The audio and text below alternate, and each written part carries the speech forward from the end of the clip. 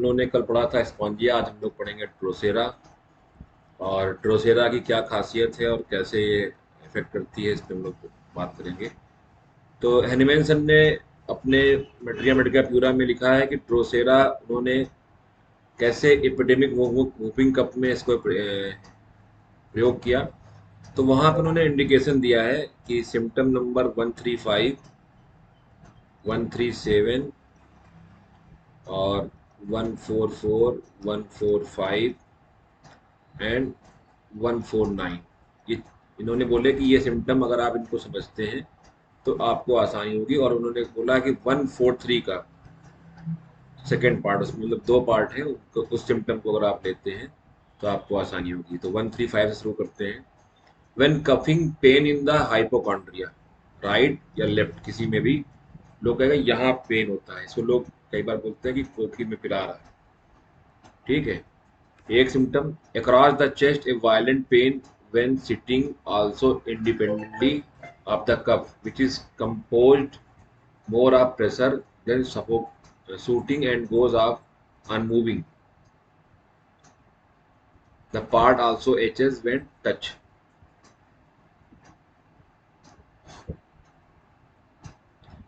Deep down in the fauces, a rough scraping sensation of dryness, exciting sard cuff with yellow slimy expectoration and hoarseness of voice, so that it is only with an effort that he can speak in deep bass tone.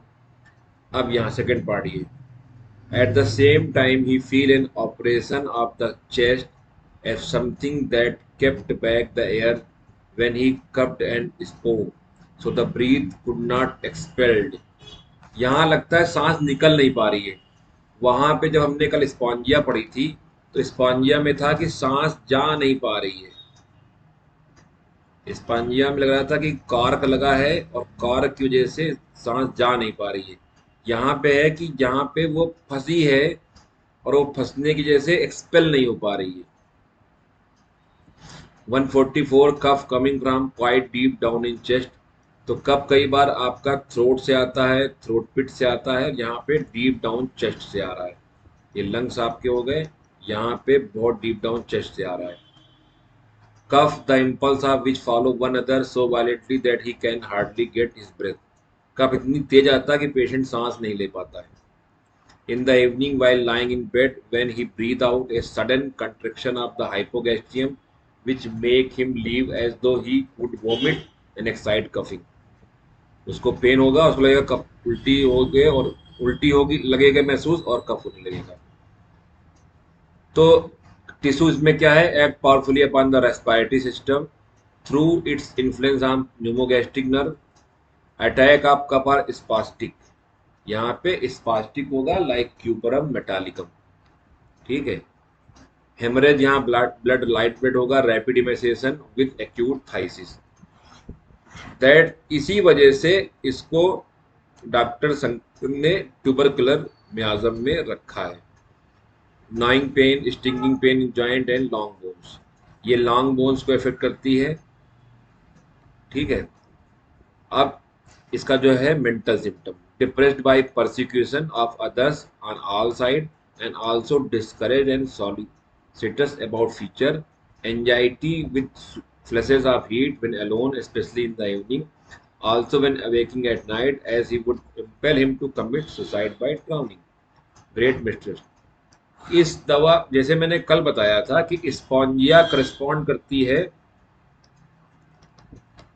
लेगेसिस के साथ, तो आपका Drosera correspond करता है Merc sol के साथ।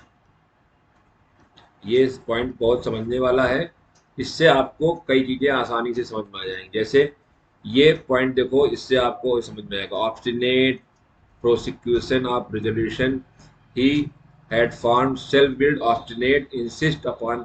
अगर उसने कोई प्लानिंग की है तो उसको करके ही रहेगा ड्रोसेरा।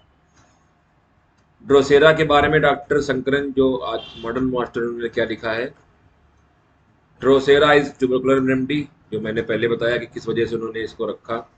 उन्होंने कहा कि ये प्लांट किंगडम और एनिमल किंगडम के बीच में आती है, क्योंकि इसमें परसिक्यूशन का भी फीलिंग है और इसमें प्लांट की सेंसिटिविटी भी है। तो इसमें होता क्या कि ये ड्रोसेरा का जो प्लांट है वो इंसेक्ट को ट्रैप कर लेता है। तो इन्होंने बोला है कि इसकी जो मेन फीलिंग है, persecuted, deceived, trapped, choked, killed. ठीक है।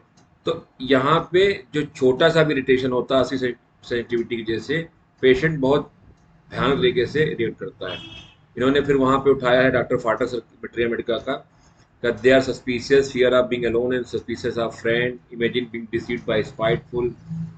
तो यहाँ पे सस्पिशन को बहुत ज्यादा इंपॉर्टेंस है। तो यहाँ पे जो डॉक्टर शंकरन ने थीम निकाली है, वो निकाली है कि Drosera is being stabbed in back of being deceived by own friend, yet same time there is a great dependence on them। मुझे एक दोस्त पे बहुत भरोसा है और डर भी है कि वो मुझे स्टैब न कर दे। जब भी डर आएगा, आप डर की बात करेंगे स्पॉन्जिया में तो खांसी आएगी, आप डर की बात यहाँ करेंगे तो खांसी आएगी।